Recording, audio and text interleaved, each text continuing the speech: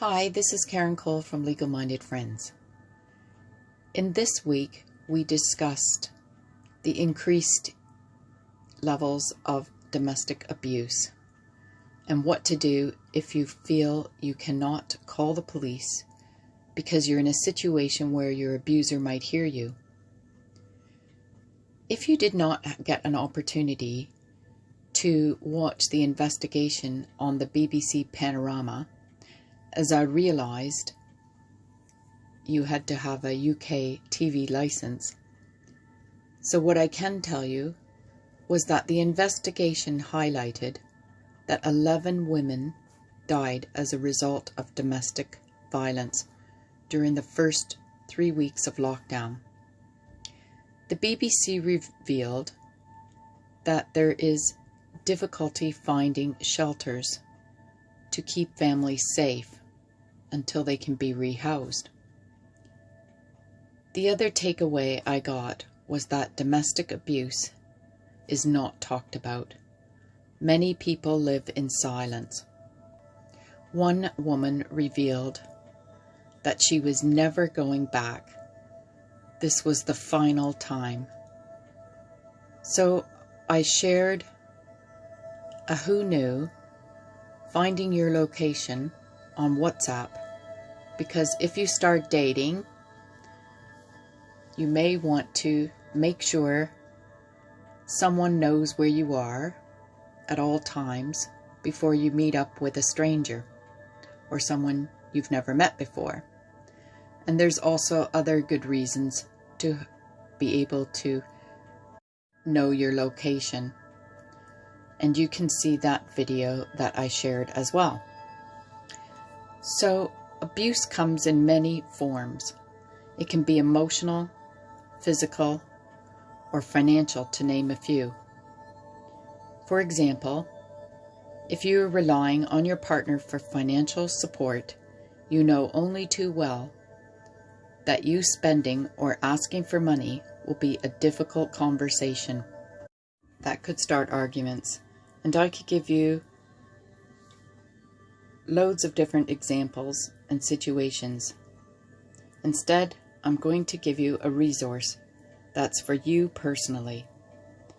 The Love Over Addiction podcast will help you to build your confidence, because when you decide to leave a relationship that's abusive, you will take yourself with you to the next relationship, and you must heal yourself first. So please listen to the soundbite of Michelle and join her online community, as I think you'll find it very informative and help you through difficult times. Michelle tells it like it is. So let's listen to Michelle. And if you have any questions, please contact Legal Minded Friends.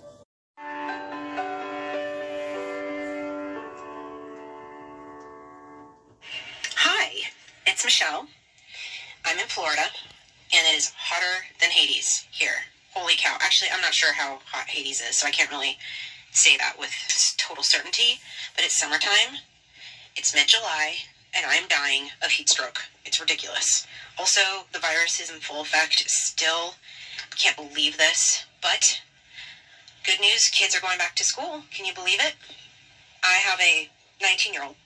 I promise we're going to get into addiction very soon. But I have a 19-year-old who is going off to college for the first time. He's not my oldest, and he was held back a year. So he is going off to Virginia to go to college. And you guys, I can't, find my breath. I am so anxious.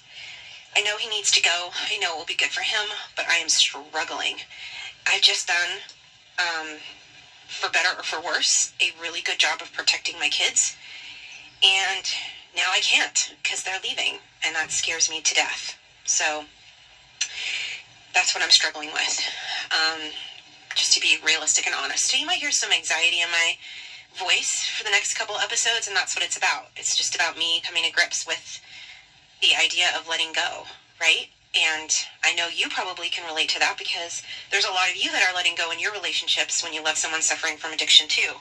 And letting go is tough, and it's hard, and it's scary, and you're full of anxiety because you just don't know. You don't know how things are going to be in the future. You don't know how everything's going to work out. You don't even know if everything's going to work out. And so it's hard. It's a yucky place. It feels, like a constant pit in your stomach. And I'm eating. This is how I'm coping right now.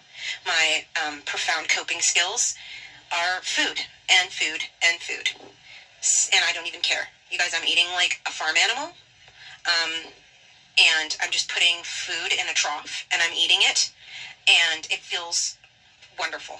Like I have zero regrets about my eating coping mechanism for my letting go. Okay, sorry for the squeak. That was me stepping on my dog's toy. So, let's talk about you.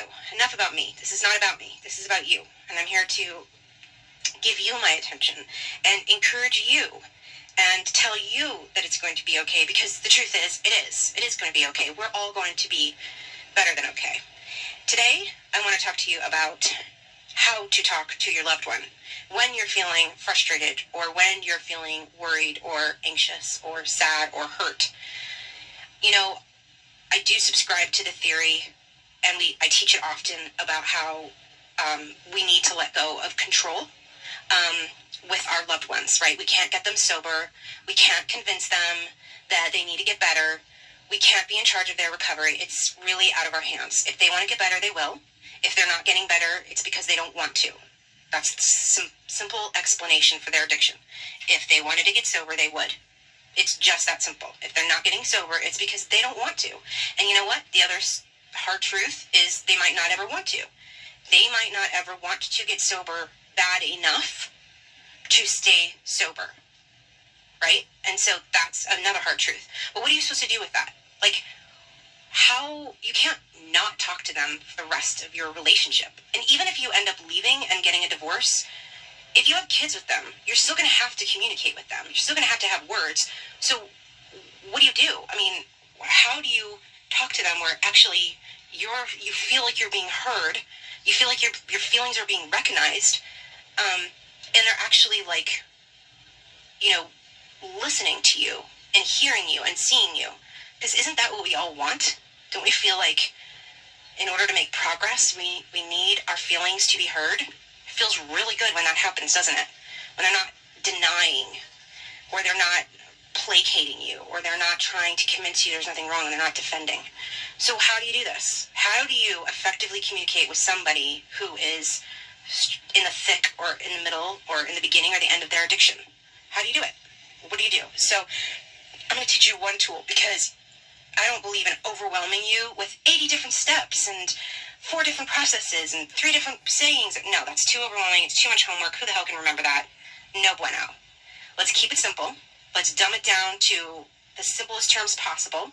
So I like to pretend that I'm trying to teach my kids, because if I can dumb it down enough to teach my 9-year-old, I know that I can understand it. And it's easy to remember, right? So, and then let's not overwhelm you. Let's not give you too many instructions. So today, I'm just going to teach you one very, very, very important, probably the most important step about communicating with your loved one. And over the next couple episodes, I'll sprinkle in some more tools for communication. But this is it, just one. You ready? It's going to be good. And it's going to be hard. It's going to be hard, guys. I'm not going to lie. It's going to be tough to follow this rule. So the first rule for communicating is timing. Timing. When you choose to communicate. So if you're anything like me, when you're upset, you want to talk about it. Like, I am the type of wife, and I've been married twice, happily married second time, where if something is wrong between my husband and I, if there's an issue we got to talk about, I am like a stalker. And I will stalk him until he talks to me about this. And even worse, I'm like a kidnapper, because I will keep him in a room until we have worked it out. Like, I am not letting you leave this room until we love each other and we have figured out the solution, and, that we're going to beat this dead horse to a pulp. My poor husband is like, what? Really? We got to go into more detail about this, Michelle? And I'm like, yes, we do. We need to talk about all of our feelings. Which we'll cover that in another episode, but that's kind of not what you want to do. Here's the truth. when you have an issue with your loved one, when you're feeling all those feelings of worry because they're not coming home or they didn't come home on time, or anger because they picked up the bottle after they promised they wouldn't, or anxiety because your prescription pills are missing from the drawer and you counted them and you know there's some gone, when you're feeling all like verklempt and yuck, that's actually not the best time to talk to your loved one about it. I know, that sucks, right? It sucks that I just said that, because if you're like me, you're like, no. We need to go there. We need to park there. We need to stay there. I've got things to say, and I need you to listen, right? But that's not actually the most effective way to communicate. Here's another way. To listen to the rest of Michelle's podcast, please see the links below. A great deal of domestic violence, whether it is because of alcohol addiction or controlling behavior, will happen when you try to discuss it with your significant other. If you are with someone who can flare up easily, then timing is everything, and this is what Michelle was talking about. Legal-minded friends can help you with the legal process should you decide to leave a toxic relationship. But until you decide, you must stay strong. Please like and share if this has helped you or someone you know. Thank you.